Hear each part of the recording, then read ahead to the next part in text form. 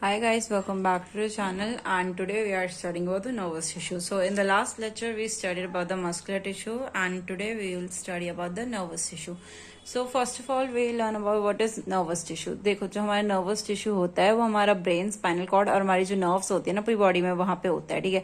हमारी बॉडी में देखो पूरी में nerves फैली रहती है, ठीक है। हमारी spinal nerves होती है और हमारी cranial nerves होती है। cranial nerves जो होती है वो हमारे brain से फैली हुई होती है और जो हमारी spinal nerves होती है वो हमारी spinal cord से फैली रहती है, हमारी पूरी बॉडी में फैला रहता है, ठीक है। जो हमारा रिफ्लेक्स आर्क होता है ना वो भी हमारे स्पाइनल कॉर्ड मतलब हमारी नर्व्स के थ्रू ही होता है, ओके। देखो neuron tissue is responsible for the coordination and the controlling of the body. देखो हमारा जो ये देखो हम ब्रेन पढ़ा है, ब्रेन क्या होता है हमारे बेसिकली मास्टरमाइंड होता है और उसी से हमारी पूरी बॉडी कंट्रोल होती है।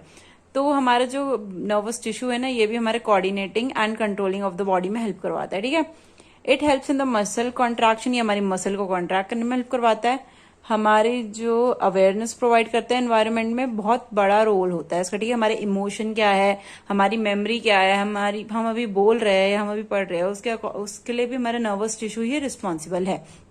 हमारी जो बॉडी में ना बहुत सारे मतलब नर्वस टिश्यू नहीं न्यूरॉन्स प्रेजेंट होते हैं और जो हमारे न्यूरॉन्स होते हैं वो बिल्डिंग ब्लॉक होते हैं, उसी से मिलके हमारा जो होता है नर्वस टिश्यू बना होता है, okay. It is the most complex type of tissue in human body. देखो ये हमारी बॉडी में सबसे कॉम्प्लेक्स टाइप का टिश्यू होता है, ओके। कौन सा टिश्यू? Nervous tissue. अगर ये नर्वस टिश्यू ही नहीं हुआ ना तो हमारे जो तीनों एक्स्ट्रा जो हमारे थे ना हमारे जो तीनों एपिथेलियल टिश्यू, हमारे मस्कुलर टिश्यू और हमारे जो कनेक्टिव टिश्यू वो हमारे काम नहीं करेंगे। क्यों? क्योंकि जो नर्वस टिश्यू होता है वही इन्फॉर्मेशन पूरा प्रोवाइड करता है कि क्या क्या करना है, ठीक है। ये हमारा most complex type of tissue है एंड ये हमारे बेसिकली जो नर्व सेल से बना होता है, ठीक है। More than 100 million nerve cell से बना होता है हमारा नर्वस टिश्यू। देखो nervous tissue basically nerve cell से बना होता है और हमारे गीलियल सेल से बना होता है, ठीक है। ये दोनों इक्वल नंबर प्रेजेंट होते हैं, उसी से हमारा नर्वस टिश्यू बनता है, ठीक है। ओके सो अब हम पढ़ेंगे हमारा नर्वस टिश्यू के बारे में, ठीक है।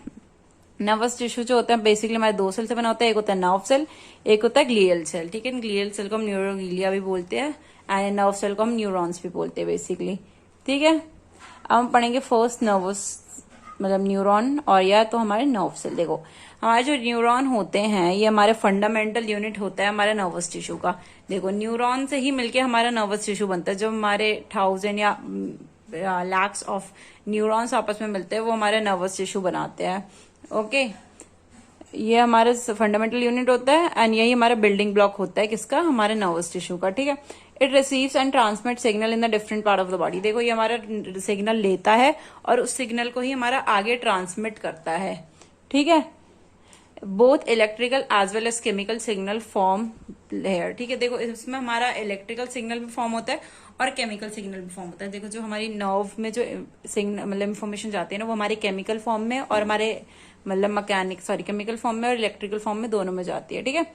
The main part of nerve cell is dendrite, cell body, axon and axon terminal. जो हमारा मेन पार्ट होता है ना सेल नर्व सेल का वो हमारे डेंड्राइट होता है, सेल बॉडी होता है, एक्सॉन होता है और एक्सॉन टर्मिनल होता है। देखो और भी चीजें प्रेजेंट होती है जैसे हमारी माइलिन शीट होती है, हमारे स्विचबॉर्न सेल होते हैं, ठीक है। बट हम उनको अभी कंसिडर नहीं करें क्योंकि वो चीज आप लोग सेकंड सेमेस्टर में पढ़ोगे, ठीक है। अभी हमारे सिर्फ ये है तो हम इतना पढ़ेंगे, ओके। डेंड्राइट, अभी हम इसके पार्ट्स पढ़ रहे हैं हमारे किसके? नर्व सेल के। देखो डेंड्राइट क्या होता है? डेंड्राइट जो होता है हमारे शॉर्टेस्ट ब्रांच होता है, ठीक है। ये जो होता है ना ये हमारा डेंड्राइट होता है, ये जो आगे की हमारी ब्रांचेस होती है और इसी से हमारी इन्फॉर्मेशन जो होती है ना मैसेज रिसीव करता है हमारा नर्व सेल, ठीक है।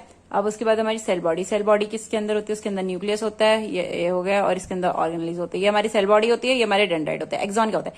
ये जो लंबी हमारी शीट है ना मतलब ये जो लंबी सी हमारी चेन टाइप का है, ठीक है। ये हमारी सिलेंड्रिकल जो चेन है जो हमारी इलेक्ट्रिकल इम्पल्स कैरी करती है, ये हमारे एक्सॉन है। और एक्सॉन टर्मिनल क्या होता है? हमारे एंड पार्ट होता है एक्सॉन का, ओके। देखो इसमें ध्यान से देख लो, ये हमारा जो है ये हमारे डेंड्राइट है, ये हमारा सेल बॉडी है, ये हमारे एक्सॉन है और ये हमारे एक्सॉन टर्मिनल्स है, ओके।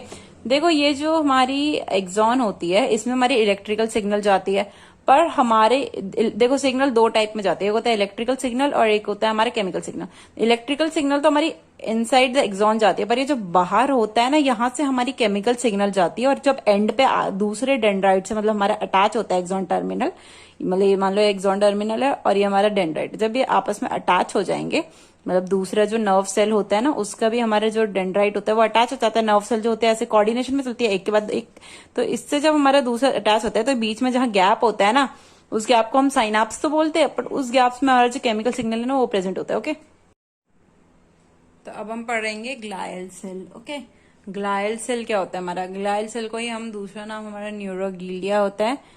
ये हमारे जो नर्व सेल होते हैं ना, ये हमारे नर्व सेल के सपोर्टिंग सेल्स होते हैं। ठीक है, ये हमारे बेसिकली नर्व सेल में अटैच नहीं होते, बट ये उसको हमारे सपोर्ट करते हैं। ठीक है, ये हमारा सेम नंबर में प्रेजेंट होता है एज अ नर्व सेल। जितने ही हमारे नर्व सेल प्रेजेंट है ये भी उतने ही प्रेजेंट होते हैं।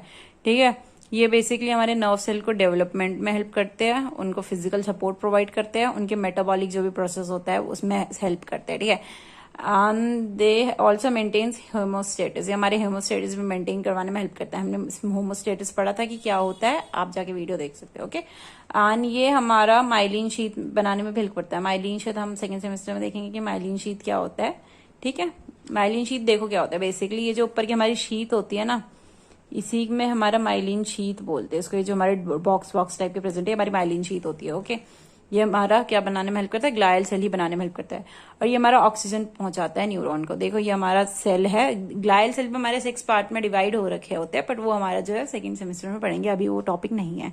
ओके, ये उनमें से एक टाइप है H1 सेल का। देखो ऐसा होता है। Thank you for watching and we have completed our first unit of our HAP. Okay, and from the next video we'll start another, like not another unit but like another book.